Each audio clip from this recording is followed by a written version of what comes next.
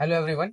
English का जो first video था उस पे आप लोगों का सपोर्ट बहुत अच्छा है, लाइक शेयर्स वॉच टाइम उस वीडियो का सब कुछ अच्छा है। तो होपफुली आपको सौरभ सर का पढ़ाया सब कुछ समझ में आ रहा होगा। तो आज हम लोग चैप्टर 1 जो था sweetest love I do not गो, उसको पूरी तरह से कंप्लीट करेंगे। आज के लेक्चर को आपको देखने के बाद कभी भी इस तरह की जरूरत नेसेसिटी नहीं लगेगी कि कभी आप कहीं और कुछ और पढ़ने जाओ। डायरेक्ट आप क्वेश्चंस बनाने जा सकते हो, जिसके बारे में भी हम लोग एग्जाम के पहले कुछ ना कुछ जरूर करेंगे। फिलहाल आप लोग इस वीडियो को देखिए और पोयम को समझिए। रोज हर 2 दिन पे एक बार आपको इंग्लिश की वीडियो देखने को मिलेगी, एवरी 2 डेज। और जिसमें आप लोग को करना क्या है, देखना, वीडियो देखना है, उसको समझना है और बस वापस फोन को वापस रख देना है। लास्ट में जब आपका एग्जाम आने वाला होगा उसके कुछ दिन पहले हम लोग क्वेश्चन प्रैक्टिस करेंगे, तब आपको कॉपी लेके बैठनी है। अभी कॉपी लेके बैठने की भी जरूरत नहीं है, बस ऑब्जर्व करो। पोएट्री है, फिक्शन है ना, स्टोरीज है, लिटरेचर को ऑब्जर्व करिए आप लोग। देखिए कैसे उसको फील कर पा रहे हो या नहीं कर पा रहे हो। ठीक है, चलिए। Good evening everyone. Welcome to our next video. Last video में हमने पहला पोएम जो देखा था, sweetest love I do not go by John Donne. आज हम इसी पोएम को कंटिन्यू करते हैं और इस पोएम को और बेहतर जानने का कोशिश करते हैं। जैसा कि आपने पिछली वीडियो में देखा था कि कैसे हमने उस पोएम की समरी बात की थी और कैसे हमने कहा था कि जो जॉन डोन है वो एक मेटाफिजिकल पोएट है, जो ऐसे चीजों की बात करते हैं जो सही में एग्जिस्ट नहीं करती है। और वो वैसे थीम्स को एक्सप्लोर करते हैं, थीम्स जैसे इमोर्टैलिटी और ऐसी चीजें जो कभी खत्म नहीं होंगी, है ना। आज हम लोग उसको कंटिन्यू करेंगे। आइए पहले एक बार उस पोएम को रीड करते हैं, तब तक आप लोग बोर्ड पर ध्यान दीजिए और देखिए क्या लिखा हुआ है। फिर हम लोग इसको देखेंगे इंपॉर्टेंट लाइंस और इसमें लिटरेरी डिवाइसेस क्या यूज हुई है, और हम लोग फिर कंक्लूड करेंगे इस वीडियो को। चलिए वीडियो को हम लोग यहीं पे पॉज करते हैं और आप लोग रीड कीजिए इस पे और सुनिए पोएम को। Sweetest love, I do not go for weariness of thee, nor in hope the world can show a fitter love for me. But since that I must die at last, it's best to use myself in jest, thus by feigned death to die. Yesternight the sun went hence, and yet it is here today. He hath no desire nor sense, nor half so short away.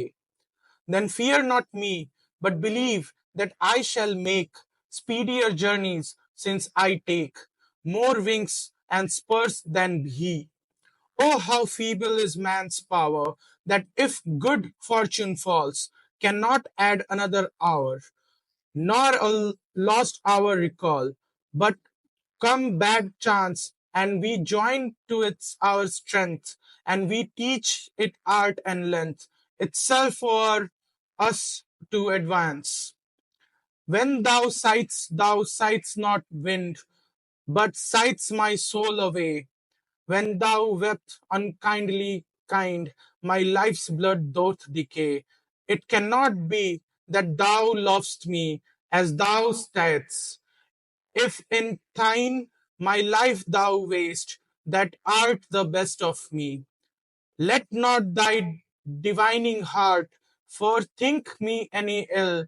Destiny may take thy part, and may thy fears fulfill. But think that we are but turned aside to sleep. They who one another keep alive nearer parted be. आशा है आप लोग मेरे साथ poem को read कर रहे होंगे। And जैसा कि आपने देखा, ये पोयम जो है वो कंप्लीटली ऐसे इंग्लिश में है जो पुराना इंग्लिश है, जो रेनेसांस के पीरियड, जैसे हमने पिछली वीडियो में बात किया था, वो रेनेसांस के पीरियड में है। और इसमें जो दाई दोस, आपने शेक्सपियरियन स्टोरीज में भी ये सुना होगा, दाई दो दाइन, ये तरीके थे पहले। और हमने जैसा पिछले वीडियो में डिस्कस किया था, जैसे ही जैसे लैंग्वेज इवॉल्व करता है, जैसे बोली जाती है, जैसा जितना बोला जाता है उतना ही वो लैंग्वेज इवॉल्व करता है और धीरे धीरे उसमें बदलाव आते रहते हैं, है ना।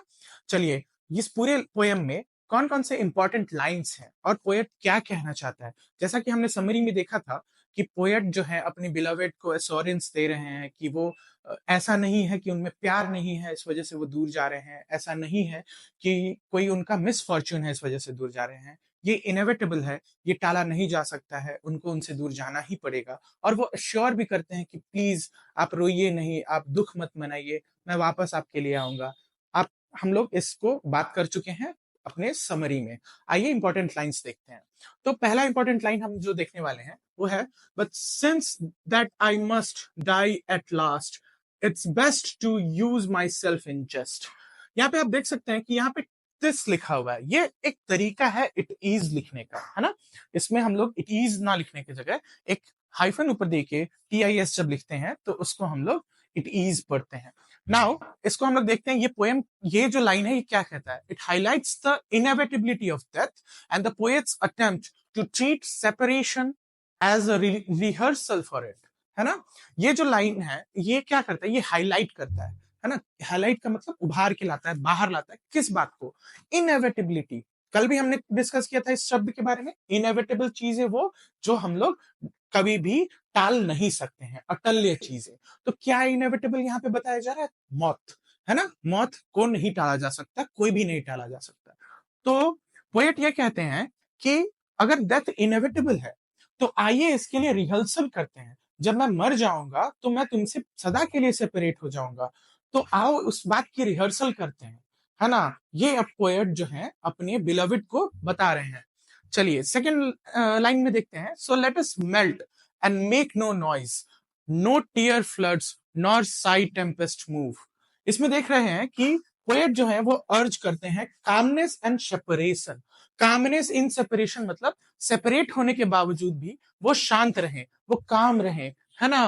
Parting excessive grief as destructive, portraying excessive grief as destructive, मतलब ये कि ज्यादा दुख होना, ज्यादा ग्रीफ होना वो डिस्ट्रक्टिव है, वो किसी तरह का काम अच्छा नहीं करेगा, वो बुरा ही करेगा, वो तबाह कर देगा, डिस्ट्रक्शन करेगा, है ना। तो यही लाइन ये कहना चाहते हैं पोएट इस लाइन में। आगे देखते हैं तीसरा वर्ड, तीसरा सेंटेंस जो देखते हैं, our two souls therefore which are one. ये सजेस्ट करता है कि स्पिरिचुअल यूनिटी है इन लवर्स के बीच में, और ये पूरे सेंट्रल थीम है इस मेटाफिजिकल पोएम का। ये तीन वर्ड सेंटेंसेस पढ़ने के बाद हम लोग ये समझ सकते हैं कि यहाँ पे क्या है इस पोएम में, पोएट ने क्या डिस्कस किया है। पोएम ने उनका लव को इमोर्टल बताया है, ऐसा कुछ बताया है जिसको सेपरेट नहीं किया जा सकता है ना। ऐसा बताया है कि उसको खत्म नहीं किया जा सकता है। पोएट ने इस बात का डिस्कशन किया है पूरे पोएम में, ये कहते हुए कि वो भले ही इनएविटेबल है, वो सेपरेट होना उनका इनएविटेबल है, लेकिन वो सेपरेशन भी जरूरी है, और अपने बिलविड को अश्योर करते हैं कि हम लोग जरूर मिलेंगे, हम लोग कहीं दूर नहीं जा रहे हैं, हमारा जो स्पिरिचुअल बॉन्ड है वो कभी नहीं टूट सकता है। चलिए लिटरेरी डिवाइसेस देखते हैं इस पोएम के। अब what are literary devices, so these are the tools which a poet uses to give structure to their poem. ये वो औजार हैं, ये वो टूल्स हैं जिनका इस्तेमाल पोएट करता है अपनी पोएम को स्ट्रक्चर देने के लिए। पोएम सिर्फ लाइंस नहीं होती हैं, पोएम्स में इमोशंस होते हैं, पोएम्स में बहुत सारे एक्सप्रेशन होते हैं। उन चीजों को स्ट्रक्चर देने के लिए जो इस्तेमाल किया जाता है उनको हम लोग लिटरेरी डिवाइसेस कहते हैं, या पोएटिक डिवाइसेस फॉर पोएम्स, ठीक है। और आइए देखते हैं पोएटिक डिवाइसेस के बारे में। तो पहला पोएटिक डिवाइस जो हम यहाँ देख रहे हैं वो है मेटाफर्स। मेटाफर्स क्या होता है ना, जब किसी एक चीज की जगह पे दूसरा चीज इस्तेमाल किया जाए। मान लो मैंने कहा कि सूरज आज एक नरक के जैसा गर्म, नरक है, सूरज आज नरक है, ऐसा मैंने कहा। तो क्या सूरज सही में नरक है? नहीं, ये एक कहने का तरीका है कि सूरज बहुत ज्यादा गर्म है ना। नरक का इमेज बनता है दिमाग में तो आदमी सोचता है आग, है ना। तो ये एक तरीका है और इसी को हम लोग बोलते हैं मेटाफर्स। एक और शब्द होता है, एक और चीज होती है जिसको एनालॉजी कहते हैं। एनालॉजी क्या होता है, जब हम लोग किसी चीज से कंपेयर करके एग्जाम्पल देते हैं। फॉर एग्जाम्पल वही सूरज की बात करते हैं और हमने कहा कि सूरज नरक के जैसा गर्म है। तो जब हम लोग ऐसा कहते हैं तो उसको कंपेयर कर रहे हैं और एग्जाम्पल दे रहे हैं, उस समय हम लोग उसको एनालॉजी कहते हैं। मेटाफर कब कहते हैं, जब उसकी जगह पे कुछ और यूज करते हैं, ठीक है। तो इस पोएम में मेटाफर क्या है, डिपार्चर जो है उसको कंपेयर किया गया है सेटिंग सन से, है ना। ये साई और टीयर्स को कंपेयर किया गया है डिस्ट्रक्टिव फोर्सेस के। डिस्ट्रक्टिव फोर्सेस क्या, तूफान, स्ट्रॉम्स और स्मोक्स, धुएं, है ना। ये दो मेटाफर्स इस्तेमाल किए गए हैं इस पोएम में। नेक्स्ट हमारा जो है इमेजरी। कल भी हमने इमेजरी की बात की थी बच्चों, आप लोग को याद होगा। इमेजरी का मतलब क्या होता है, जब पोएट या कोई भी ऑथर आपको डिस्क्राइब करे किसी इमेज को, और आपके मन में जब इमेज बने, आप याद कीजिए कि जॉन डोन जो है वो अपने विविड इमेजरी और कॉम्प्लेक्स इमेजरी के लिए जाने जाते हैं, है ना? तो इस पोएम में भी विविड डिस्क्रिप्शन दिया गया है नेचुरल फिनोमेना जो नेचुरली होने वाली चीजों को हम लोग नेचुरल फिनोमेना कहते हैं। तो जैसे सनराइज, स्ट्रॉम, ये जो है वो सिंबलाइज करता है इनके इमोशनल स्टेट्स को, है ना? वो कौन से इमोशन से गुजर रहे हैं, इस बात को स्टेट करता है हमारा इमेजरी। अब तीसरा जो है कंसीट। कंसीट क्या होता है? ठीक है, ये कंपेयर करता है कि जो मेटाफिजिकल कंसीट है वो कंपेयर करता है फिजिकल सेपरेशन को, जो उनसे दूरी हो रही है, उसको जो फिजिकली वो दूर जा रहे हैं उसको कंपेयर कर रहा है ये कंसीट। ये भी एक लिटरेरी डिवाइस इस पोएम में इस्तेमाल किया गया है। Now let us talk about the fourth, which is personification. ठीक, व्हाट इज पर्सोनिफिकेशन, है ना? जब पर्सोनिफिकेशन की बात करते हैं हम लोग, तो वो होता है कि जब हमारे पास कोई नेचुरल फिनोमेना हो, है ना? जैसे सूरज का उगना, बारिश का होना, और हम उसको कोई पर्सोना यानी पर्सनालिटी दे दें। फॉर एग्जाम्पल, जब हम लोग कहते हैं कि आज बादल जो है बहुत गुस्से में है, गुस्से में तो सही में नहीं है, बस हम कहना चाहते हैं कि वो बरस रहा है, बहुत तेजी से बरस रहा है, तो हम लोग कह देते हैं कि चलो बादल आज बहुत गुस्से में है। ये हमने उसको एक पर्सनालिटी दे दी, एक पर्सोना दे दिया। इसी को कहते हैं पर्सोनिफिकेशन। इस पोएम में भी पर्सोनिफिकेशन का इस्तेमाल किया गया है। क्या पर्सोनिफिकेशन इस्तेमाल किया गया? तो पोएट जो है वो पर्सोनिफाई करते हैं इमोशंस को। कैसे? साई और टीयर्स जो पोएम है, जो इमोशंस हैं, जो लंबी आहें भरना और जो आंसू आना, उनको एट्रीब्यूट किया है कि उनके पास डिस्ट्रक्टिव पावर है, वो खत्म कर सकते हैं, वो बर्बाद कर सकते हैं। ये भी पर्सोना देना हुआ। साई और टीयर्स में सच में डिस्ट्रक्टिव पावर तो नहीं होता है, लेकिन पोएट ने उनको पर्सनालिटी दी है। चलिए, लास्ट जो है वो टोन की बात करते हैं। ये जो टोन है ये रियश्योरिंग और फिलोसफिकल है। रियश्योर करता है अपने बिलवेड को, फिलोसफिकल बातें करता है, फिलोसफिकल सोचने पर मजबूर करता है ये पोएम।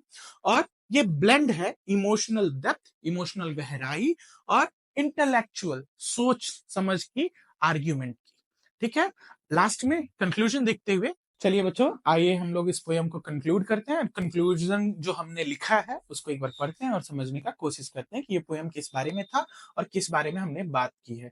तो कंक्लूजन में हम कहते हैं कि sweetest love I do not गो, ये एक प्रोफाउंड एक्सप्लोरेशन है।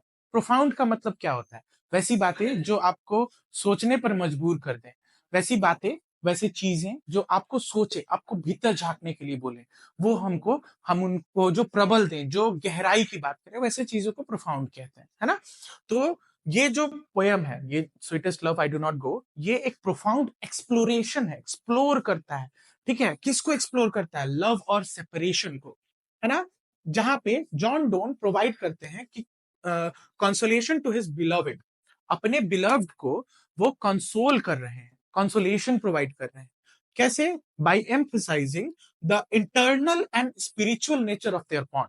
इटर्नल क्या? जो हमेशा एग्जिस्ट करे, उसको हम लोग इटर्नल कहते हैं। याद करिए, हमने इमोर्टैलिटी के बारे में भी सिमिलर डिस्क्रिप्शन दिया था। दोनों में डिफरेंस क्या है? इमोर्टल वो है जो कभी खत्म ना हो, और इटर्नल क्या है? जो हमेशा एग्जिस्ट करे। दोनों में डिफरेंस समझ में आया होगा? आगे देखते हैं। तो ये कहते हैं कि इनका जो स्पिरिचुअल नेचर है, स्पिरिट में जो उनका बॉन्ड है, वो इटर्नल है, वो हमेशा एग्जिस्ट करेगा। It reflects the metaphysical tradition of blending intellectual reasoning with emotional depth, making it a timeless expression of the power of love। ये जो पोएम है, ठीक है, ये क्या करता है? रिफ्लेक्ट करता है मेटाफिजिकल ट्रेडिशन, है ना? मेटाफिजिकल के बारे में हमने कल बताया था, आज दोबारा बताते हैं। वैसी चीजें जिसको आप एब्जॉर्व ना कर सको, आप खुद से देख ना सको, ठीक है, जैसे लव, प्यार, ये इमोशंस हैं जिसको आप नहीं देख सकते। स्पिरिचुअल, सोल, भूत, वो सब मेटाफिजिकल होता है। वैसी चीजें जो फिजिकली एग्जिस्ट नहीं करती हैं, उनको मेटाफिजिकल कहते हैं।